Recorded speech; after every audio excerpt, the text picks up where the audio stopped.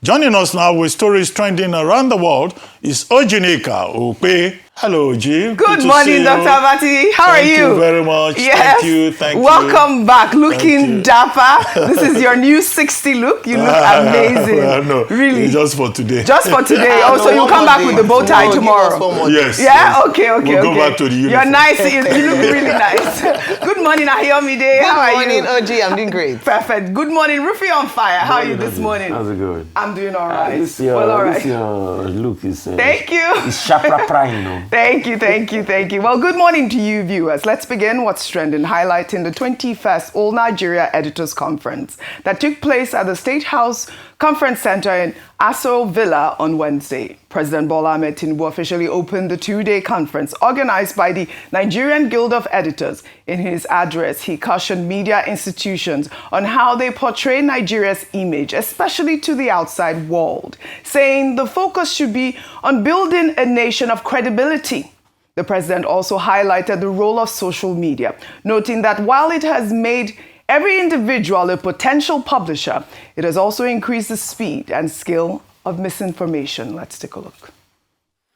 We live in a time when information travels rapidly and widely. Social media has made every citizen a potential publisher. This has benefits, but it also increases the speed and scale of misinformation. Falsehood can take root before truth has time to speak. In such an environment, the editorial function is more important than ever. Verification must be your anchor. Balance must be your principle. And professional judgment must be your guide. Criticize government policy, but do so with knowledge and fairness.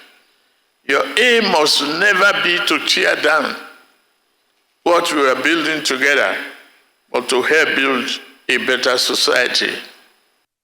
All right, President Tinubu's message comes at a critical time when Nigeria's global perception remains a concern for the government. The challenge for editors and journalists now is balancing their watchdog role with responsible reporting and with social media blurring the lines between professional journalism and citizen reporting. The president's call raises important questions about press freedom and accountability. I'll take some reaction. Imran wrote, "That's a fair point from the president. Freedom of expression comes with responsibility. Every citizen should verify before amplifying. However, government too must earn trust through transparency and accountability. When truth is accessible, misinformation loses power."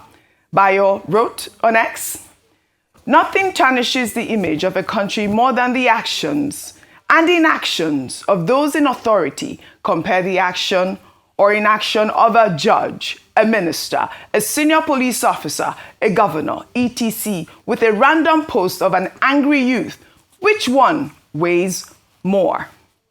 Well, the chairman and editor-in-chief of This Day Media Group and Arise News channel, Prince Nduka Obaigbena, speaking during the All Nigeria Editors Conference, warned that Nigeria risks losing its voice in the global media space due to the growing influence of artificial intelligence and foreign control of digital content, raising concerns about Africa's position in the global digital economy. The media mogul announced the launch of Lekee, a new social media platform designed to challenge the U.S. and Chinese dominance in global content distribution. Let's take a look. AI is changing the format of Google and the format of the search engine. And it's going to change how journalism is run. And therefore, as Africans, we are confronted by a world where one or two countries controls distribution. That is, distribution of content through social media is controlled principally by the US and controlled to an extent by China. So that is the future of the information age we are birthing into. What are we doing about it? How are we responding to it? At the Disney and Arise Media Group, we have launched our own channel, our own social media channel, to be released in January called Lekee. And that will shape the future and challenge the dominance of the U.S. and China. All right, Prince Obaigbena's announcement raises critical questions about Africa's position in the global digital economy. While platforms like Facebook, Twitter, and TikTok dominate content distribution worldwide, African voices and creators often struggle for visibility and fair compensation. Now, the Lekee initiative, as Mr. Obaigbena has highlighted, will now provide a fair platform for African content in the global marketplace. So it's not just about creating content. It's important for African media leaders to own and control distribution channels, to shape our own narrative. Ayo, congratulations. The Lekee media platform will be launched in January. Excellent. A quick point, I'd like for you to tie in both stories. And I believe that was a great platform to launch Lekee officially. We've seen adverts already just awaiting the launch of Lekee. And Rufai said something this morning that was quite profound, which is that AI is the future editor of news. And Correct. So saying that at the All Nigeria Editors Conference was instructive. But I think very importantly is that the reason why the chairman and editor-in-chief of Arise This Day Media is leading this is because he's always been an advocate of Africa telling African story from the African perspective. And if you've heard him talk about the reason why he's set up African media such as This Day and Arise, this is one of his motivating factors. And so now going into the AI space, especially with regards to the distribution of information, which is moving more and more to online platforms, it is excellent to see that he's looking ahead, he's thinking futuristically. And this platform would then make sure that Africa has a voice on the global distribution of news and information. A quick note on that is that if you look at AI and the way that information is being given or distributed, what is the data that's put in is the data that you get out. So if you search for news around the African continent, the perspective would be those shaped by the Western world, because they are the ones who control the media in terms of that area currently. And so when we can have more of an African perspective, perhaps the world can get a better view in terms of the African narrative. So excellent point on that. With President Tinubu, he's the first sitting president to attend the editors conference, the All Nigeria Editors Conference. And so it's instructive because he himself is a media owner. He spoke well, but I think just on the last point to say that when they ask us to project, news that projects Nigeria in a good light, national unity, let them give us news that we can report that projects Nigeria in a good light. We don't manufacture the insecurity. Absolutely. We don't manufacture the hunger numbers in Nigeria. It is what is the fact on ground that we report. And when they do well, as we praise the president just in the last segment for his efforts in sports, we also report it. Yes. So it's a collaboration. Let the government do well. We will be more than happy to project those kind of news, not what we see. So it's what is given to us that we project out. Well said, Ayo, well said. We'll take another story now, and congratulations to the chairman on the launch of Lekee. We'll take another story now. As the reports of insecurity and Christian genocide in Nigeria continues to gain global attention, former Minister of Transportation Rotimi Amaechi, in a video now trending online, denied viral claims that he traveled to meet with former U.S. President Barack Obama, specifically to plot the removal of President Goodluck Jonathan from office ahead of the 2015 election over Christian genocide. Amaechi spoke during a public lecture on Monday, stating that he never reported Jonathan to Obama and that the only place you can report a president is to the National Assembly and to God. Let's take a look. There's a video you people are showing around. Amaechi them went to America. I never went to America. That was here in Lagos. Lagos, I was in the meeting. American government without anybody petitioning to them. Who are they God? After the president, no other person. So how can I petition the American government? What would they do? But American government came here after speaking to other countries. What did they come to do? Good luck, don't rig. If you rig, we will not recognize you. Opposition, if you visit violence, we will not recognize you. So they went to the president and told the president their mind. We are here for free and fair election. Please don't rig. opposition, if you dare try violence, this is our response to it. But Nigerians say, oh, we went for Christian genocide. We went to report Goodluck. We report him. Do you report a president? The only place you can report a president is either the National Assembly or God. Not America. All right, Dr. Abati, Amaechi has clarified, but I'm going to run through these stories and then you can discuss all of those together. Well, in the meantime, Senator Orji Uzor Kalu has defended recent comments made by U.S. President Donald Trump on insecurity in Nigeria, insisting that the remarks reflect the country's grim reality. Speaking with journalists at the National Assembly in Abuja, the former Abia State governor and senator representing Abia North said Trump's statements on religiously motivated killings should not be dismissed, noting that both Christians and Muslims continue to fall victim to extremist attacks across the country. Donald Trump said the truth. Nigerians are being killed, whether they are Christians or Muslims. Are they not being killed? If they kill people in Plateau, they go to a church in Plateau, those they will kill are Christians. If they go to Benue, the majority of people they will kill in Benue are Christians. If they go to Zamfara, majority of people they kill in mosque there are Muslims. So these people are jihadists. These people just want to destroy Nigeria. So we should call a black name on them without any pity. They will be smoked out. But let me tell you, before President Trump says a word, mind you, that the American intelligence community must have found out where these people are living. All these ones we are talking is rhetoric.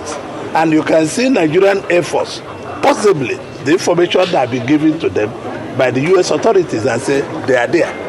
And you see Nigerian Air Force in the last 3 days bombing the homes of these people. And that is what it should be. We should not pity anybody who is a terrorist. We should not. And we are working diplomatically to make sure that we put our house in order. It will be solved diplomatically. All right, Senator Kalu's remarks highlight the delicate balance Nigeria must strike between accepting international security assistance and maintaining sovereign dignity. While acknowledging Trump's controversial statements as factually accurate, he simultaneously holds America partly responsible for creating the crisis through destabilizing the Middle Eastern and Northern African regimes. His call for deeper U.S. cooperation recognizes that Nigeria's security apparatus needs external support despite the uncomfortable optics of foreign leader publicly criticizing the nation's failure to protect its citizens. Meanwhile, the African Union Commission Chairperson Mahmoud Ali Youssouf on Wednesday rejected accusations of a Christian genocide in Nigeria, urging people to think twice before making such statements. Youssouf added that the first victims of Boko Haram are Muslims, not Christians. Let's take a look. The first victims of Boko Haram are Muslims, not Christians. The first victims. And I'm saying it with documented references. So the complexity in the northern part of Nigeria should not be taken, that easily. So what we are saying to those statements, with regard to those statements, is that the African continent is very complex. It's not that easy to describe those situations with very easy words that can be used in a not reasonable way. That's why the African Union continent, the African Union Commission are very clear about that. We made it clear in our statement and communique, and we would like really to stress again that there is no genocide in northern Nigeria. All right, Dr. Abati, the AU chair here, maintaining that there is no genocide in northern Nigeria, but we just heard Senator Orji Uzor Kalu saying that those that are perpetrating this sort of crime are jihadists and they should be smoked out and we should actually give them the black name that they deserve. I'd like for you to tie in both comments and also with the fact that, there was that viral claim with Amaechi saying that he went to the U.S. to report former President Jonathan to Obama. Your thoughts?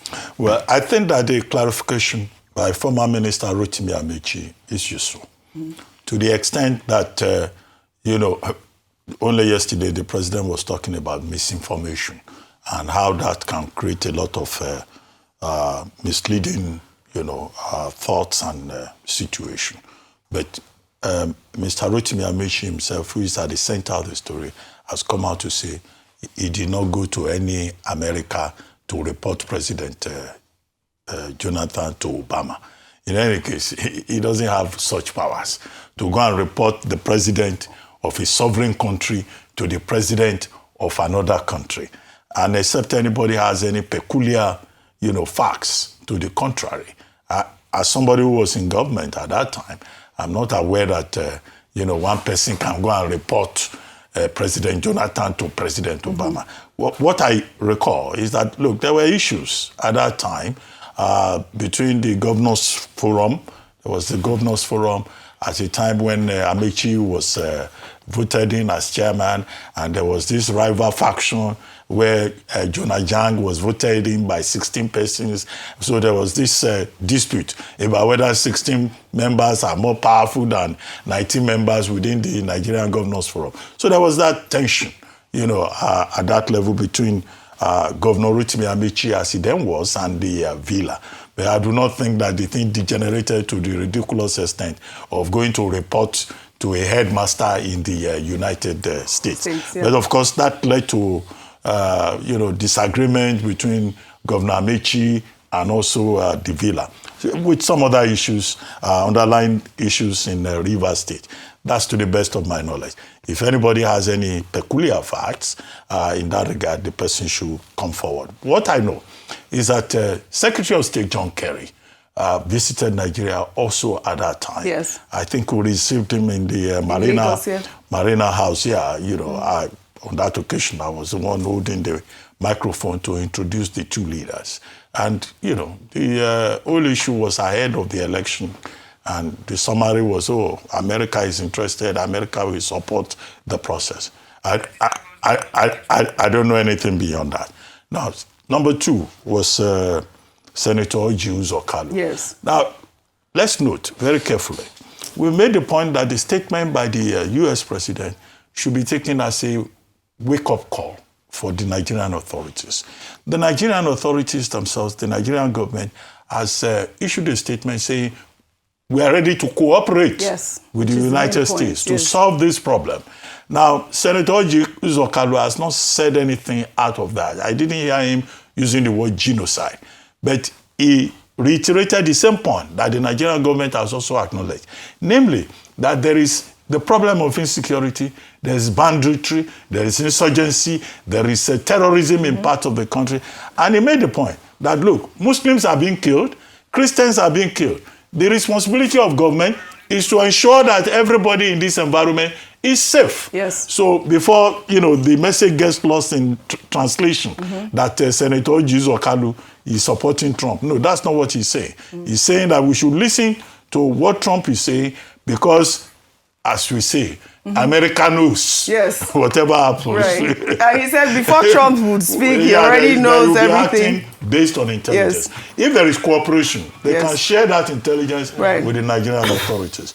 As for the AU Commission chair, what he's saying basically is that the situation in Nigeria is far more complex. It's not something that you can just fit into a stereotype, because oftentimes the Western media tends to mischaracterize situations in Africa, which was the point that Minister Youssouf Tuga, the Minister of Foreign Affairs, whom I quoted earlier, was making. After his interaction with Piers Morgan, he said, look, he has provided facts that people may not accept within the Western space, but that he will hope that his interview will be, reported verbatim, so that nothing gets misconstrued. Lost in translation. All right. Correct. Many perspectives, but some people would, depending on their persuasion, would lean in one direction or the other. But our issue is that the Nigerian government still has a lot to do to protect everybody. Correct. Whether Muslim or Christian, or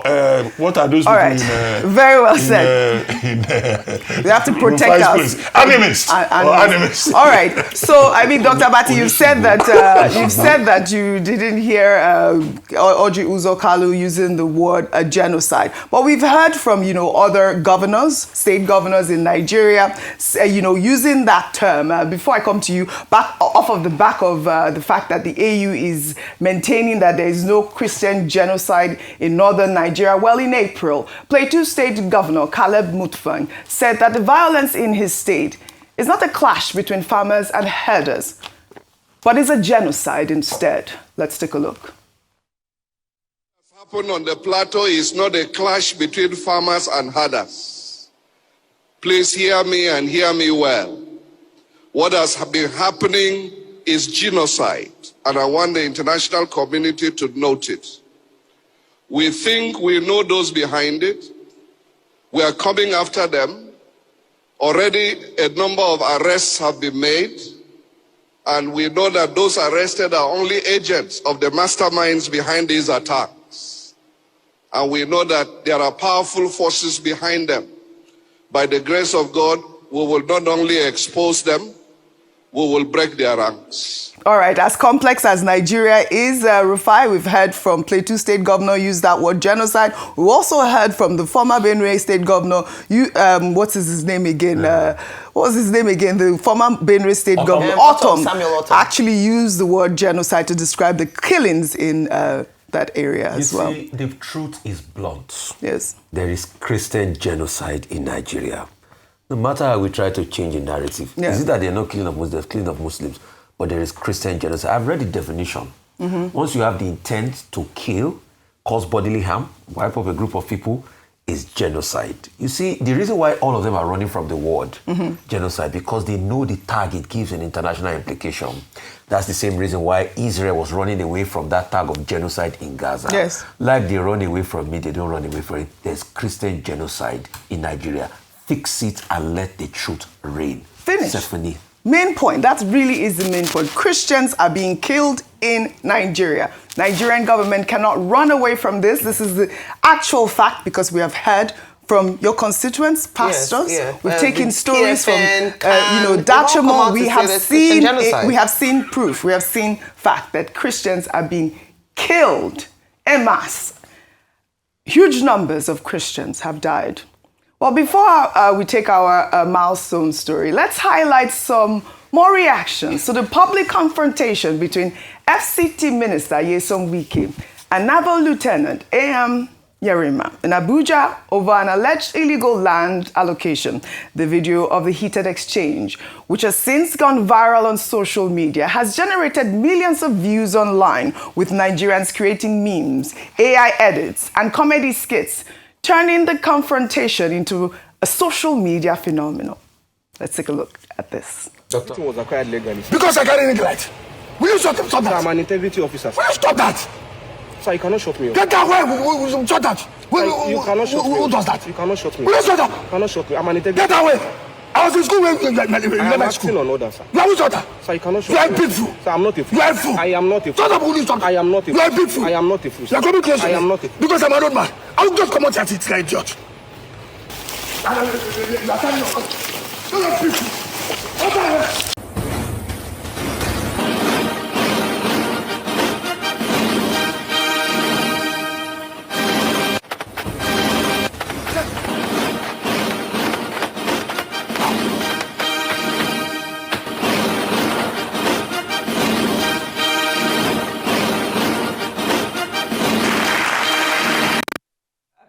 All right, everyone's cracking up here. Dr. Bati, that is AI generated. That's what we're talking about, AI before. No, just say we are very fake. This AI, you.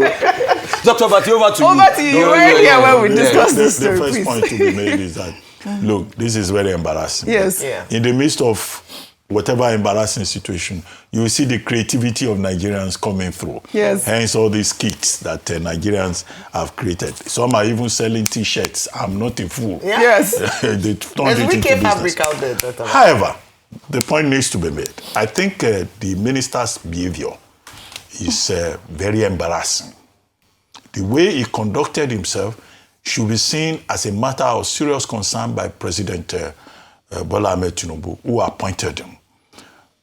Street fighting is not part of the responsibility of anybody that has been appointed by the president.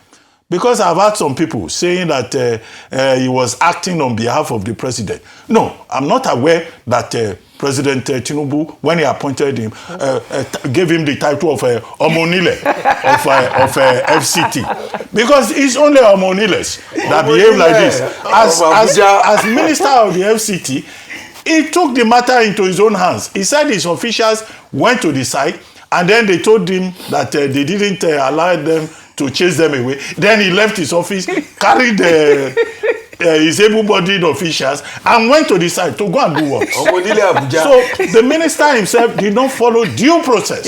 Yes. And I've seen some people expressing the opinion that Officer Yerima was carrying out an unlawful order. With due respect, the Professor Horn, Sebastian Horn, quoting the Nigerian Air Force case, and I think Onunzu versus State, and all of that. Yes, Supreme Court has ruled that you don't carry out unlawful order when you are in uniform. You can say no. You should in fact say no. But in this particular case, we're told that the officer called his boss, called the chief of defense staff. So that in itself presupposes that he was acting in a lawful manner and not going on a frolic of his own. And in fact, that officer should be commended. Yes. Because he conducted himself with maturity. It was the minister in the video that I saw that was shouting, raising his hand, and this is being confirmed by some of the skits that have been produced. So I think that Minister Wike disgraced the assignment, the office of the president, to the extent that, the people arguing that he was acting on behalf of the president. We don't want Omonile as a minister of the Federal Capital Territory. Those who are familiar with the phrase Omonile, they know how Omoniles, how they behave. So this is a matter that should be investigated. It is. If it were another president in office, this is more than enough to ask the minister to go back to Port Harcourt. But you in government, is there a ministerial code?